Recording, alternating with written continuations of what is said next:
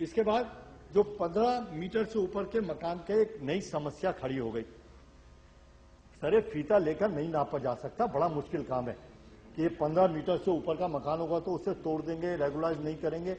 जब आप general amnesty दे रहे हैं, जब आप जनरल ये कह रहे हैं कि हम कोई चीज नहीं तोड़ेंगे, तो उसके अंदर 15 मीटर, 20 मीटर, 17 मीटर मायने नहीं रखता। और मैं आशा करता हूं कि इस पाबंदी को आप हटाएंगे और कोर्ट में भी एफिडेविट देंगे कि 15 मीटर कोई मायने नहीं है। आपकी नक्शा पास कराने की इतनी जबरदस्त तकलीफ होती है जिसकी वजह से सारी परेशानी होती है। कोई नया कायदा बनाइए, दुनिया कहीं से कहीं निकल गई। आप अखबार में दे दो कि भाई नक्शे का यह प्रारूप होगा, मिनिमम ये कमरे का साइज होगा, कोई बड़ा बनाता है तो क्या मुसीबत आ जाएगी। आप अपनी मिनिमम रिक्वायरमेंट करके जनरल खुला छोड़ दे और ये कहें कि हमने आज से जो बिल्डिंग बायलॉज को इसको सीधा करें, सिंप्लीफाई करें, तब काम होगा। यूनिट एरिया प्रणाली आप हाउस टैक्स की लाए, आज लोग बहुत खुश हैं। इसी तरह से आप इसके ऊपर भी कुछ जोर दें ताकि ये जो सिलसिला ये बंद हो। और मैं आशा करता हूं कि ये 15 मीटर वाली जो आपने वो रखी है, पाबंदी रखी है, ये नहीं मानी जानी चाहिए और ये लागू में नहीं की जा सकती। उसके बाद दिल्ली का रूप क्या रखना चाहते हैं आप? अभी आपने सिर्फ अपने बिल में 3 बातों के लिए कहा है, लेकिन कहीं ये तो सोच रहे होंगे दिल्ली कैसी दिल्ली बनेगी। मैंने एक एडवाइजरी कमेटी में बैठा था और वहां जो ऑफिसर बैठे थे उन्होंने बड़े आहिस्ता से कहा कि नहीं साहब, बड़ी बिल्डिंगें नहीं बन सकती। आप दुनिया में किसी शहर में चले जाइए, 100-100 मंजिला बिल्डिंग बन रही है, तो दिल्ली में क्यों नहीं बन सकती? क्या हमारा विजन नहीं है? क्या हमें नहीं मालूम हम क्या दुनिया कहां जा रही है और हम कहां जा रहे हैं? क्या ये अंडमान निकोबार है क्या?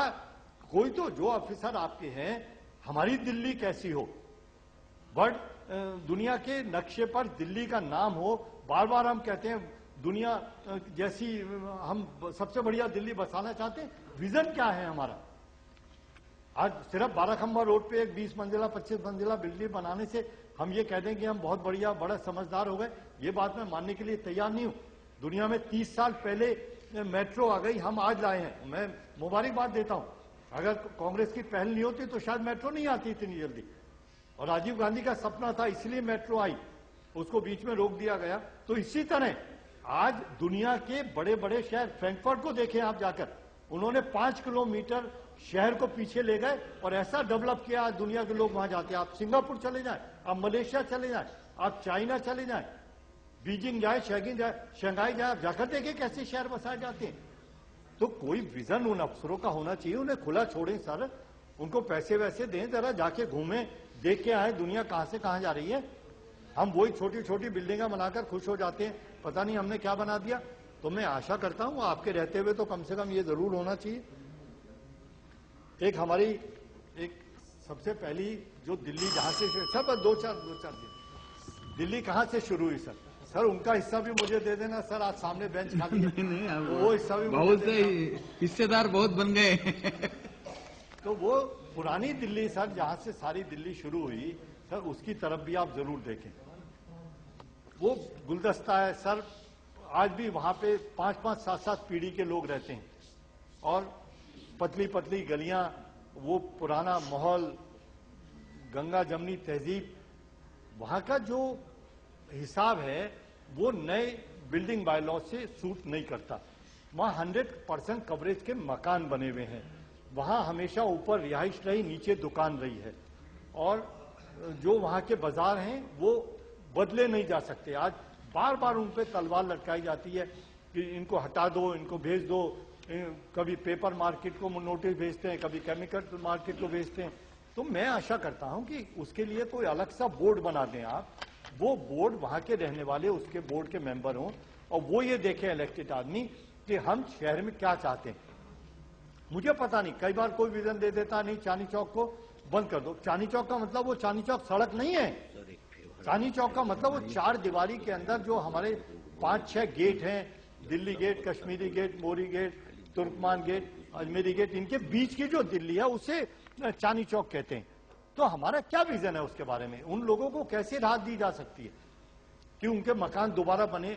100-100, 125 वो साल के मकान हैं वहां।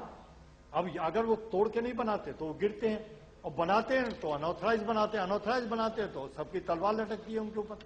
तो मैं आशा करता हूं उसकी तरफ भी आप ध्यान देंगे। ये खूबसूरत जगह है, वो खूबसूरत बनी रहे, उसका आर्कियोलॉजिकल सर्वे के हिसाब से या जैसे भी आप चाहें, कोई ऐसा रास्ता निकलना चाहिए कि लोगों को इंसेंटिव मिले और उनको राहत मिले और परेशानी वो ना महसूस करें। दूसरा, फार्म हाउसेस के बारे में अभी कोई पॉलिसी आपने नहीं ली, और मैं आशा करता हूं कि वो कोई ना कोई जो बन गए फार्म हाउसेस, वो बन गए, हमारे दिल्ली के कल्चर के साथ जुड़े हुए हैं, और बाकियों को भी आप नक्शे से जो भी उसे तब्दील करके नक्शा फार्म हाउसेस का पास कराना चाहता है, वो फार्म हाउसेस की पॉलिसी और चीजों से अलग होनी चाहिए। अगर आप नहीं देंगे तो भी बनेंगे, आपने नहीं दी तब भी बने वो, तो आज उनको पास करें, पास करके जो खाली हैं वहां शादियां होती हैं या और इस्तेमाल होता है उसको होने दें, और जो कोर्ट का था कि 15 या 30 मीटर कितनी चौड़ी सड़क होगी उसके बाद वो इस्तेमाल होगा, उसमें कोई और पाबंदी लगाए, लेकिन फार्म हाउसेस के कल्चर को खत्म ना होने दें, उनके नक्शे जरूर पास होने चाहिए। या ये हो सकता है कि वहां अगर कोई किसी के पास जमीन है फार्म हाउस की और वो वहां इंस्टीट्यूशन खोलना चाहता है या हॉस्पिटल खोलना चाहता है, तो उसकी इजाजत भी उसको मिलनी चाहिए। आज जरूरत है, आप 50 करोड़ रुपए एकड़ के हिसाब से जमीन दे रहे हैं दिल्ली में किसी भी इंस्टीट्यूशन को खोलने के लिए। कौन स्कूल खोलेगा 50 करोड़ के हिसाब से जमीन लेकर? किसके पास है सर? पहले तो इतना पैसा लगाए, तो ये तो वही होगा जो कोई बड़े बड़े पैसे वाले ठेकेदार लोग हैं, सरमाएदार लोग हैं, वो स्कूल खोल पाएंगे, और खोलेंगे तो प्राइमरी स्कूल की शिक्षा लेने के लिए उसे 5,000 रुपए महीना फीस देनी पड़ेगी या 10,000 रुपए महीना फीस देनी पड़ेगी। फिर तो ये सही नहीं है। पैसे आप अपनी जमीन 50 करोड़ में बेचे अलग बात है, लेकिन जिनके पास जमीन है उनकी जमीन को बदलने के लिए, उनका लैंड यूज चेंज करने के लिए आपको रियायत देनी चाहिए, और परमानेंट रियायत होनी चाहिए। ये नहीं कि इस तारीख से इस तारीख तक होगी तभी वो रियायत मंजूर होगी, वरना नहीं होगी। दूसरा, जो गेस्ट हाउसेज है, वो गेस्ट हाउसेज आज दिल्ली में बहुत हैं, उनकी भी बड़ी मुसीबत है। बड़े बड़े होटलों में नहीं रहते लोग, छोटे 300-500 रुपए का कमरा होता है, पता नहीं कहां से आता है, धर्मशालाएं हमारे यहाँ है नहीं।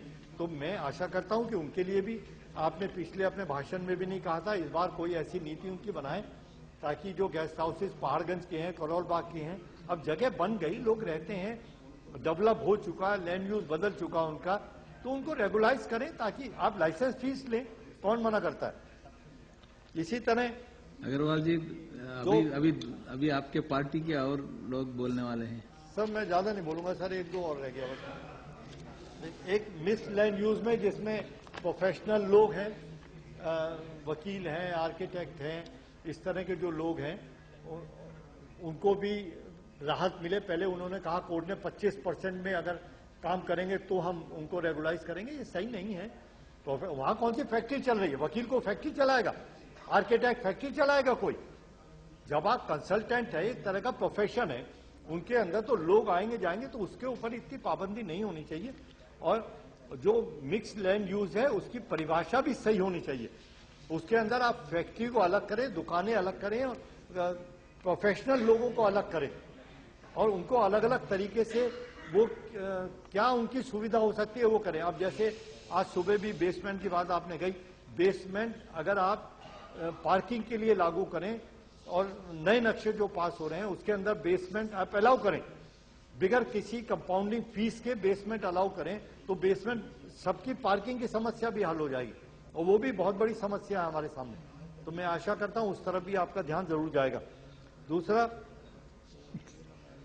सैनिक फॉर्म का शायद प्रभा जी कहना चाहती हैं, उसमें मैंने एक कागज पढ़ा था जिसमें आपने लिखा कि उसमें बहुत बड़े बड़े आदमी रहते हैं। अरे दिल्ली में कौन सी ऐसी कॉलोनी है जहां बड़े आदमी नहीं रहते? सर आप उसके सामने साकेत है, आप साकेत की हालत देख लीजिए, और कितनी कॉलोनियां। जौहरबाग क्या है? जौहरबाग कम है। ये आपका यहाँ खान मार्केट के पास जो कॉलोनी है वो कम है। ये सारी दिल्ली में है। अब जमीन के दाम बढ़ेंगे तो वहां भी बढ़ेंगे, वहां भी गरीब आदमी रहते हैं। तकरीबन 50% कॉलोनी आप रेगुलाइज कर सके किसी नाम से या किसी और नाम से, और सिर्फ थोड़ा सा हिस्सा उसका रह गया है। तो मैं आशा करता हूं कि जब आप 1500 कॉलोनी पास कर रहे हैं तो किसी एक कॉलोनी को आइडेंटिफाई करके ये कहना कि वहां पैसे वाले लोग रहते हैं इसलिए हम नहीं करेंगे, ये सही नहीं है। और मैं आशा करता हूं कि आप इसमें उसको बदलेंगे।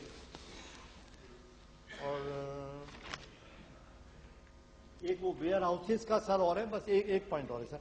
वेयर हाउसेस के बारे में जो हमारे जिनकी दुकानें हैं, बड़े बड़े एस्टेब्लिशमेंट हैं, होलसेल मार्केट है, उनके वेयर हाउसेज हैं, जैसे पेपर वालों के हैं, इसके किराना वालों के हैं, तो उनमें ज्यादा ऑलरेडी बसे हुए 30-30 साल से उनके वो बने हुए। आप उनको जमीन दे नहीं सकते, आपके पास जमीन है नहीं, आप उनको वेयर हाउस बना के दे नहीं सकते। तो जहां है, और आज भी वो शहर के बीच में नहीं है, वो आउटस्कर्ट पे है, आप उनको वहां रेगुलाइज करें ताकि उनका व्यापार चलता रहे, उनको कोई तकलीफ ना हो।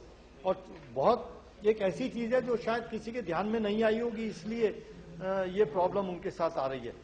और दूसरा, ये school, farm houses, hospital, nursing homes वगैरह, इनको भी राहत दें। और मैंने जैसे आपसे कहा कि लैंड यूज चेंज करने के लिए, तो मैं आशा करता हूं, मैं आपका वो दिल्ली वाले हैं जरा, तुम दिल वाले हो, दिल्ली वाले हो। और मैं आपका हृदय से धन्यवाद करता हूं कि आप ये बिल लाए, और आशा करता हूं कि जो बातें आप कह रहे हैं इसके ऊपर मजबूती से काम करेंगे, बिगैर किसी डर के, बिगैर किसी खौफ के। मुझे मालूम नहीं कोर्ट में आप क्या एफिडेविट देंगे, लेकिन ये तय है कि जो चीज इस हाउस से पास होती है वो सुप्रीम है, वो जनता की आवाज है, और उसमें कोई कंप्रोमाइज आप नहीं करेंगे, ऐसा मेरा मानना है।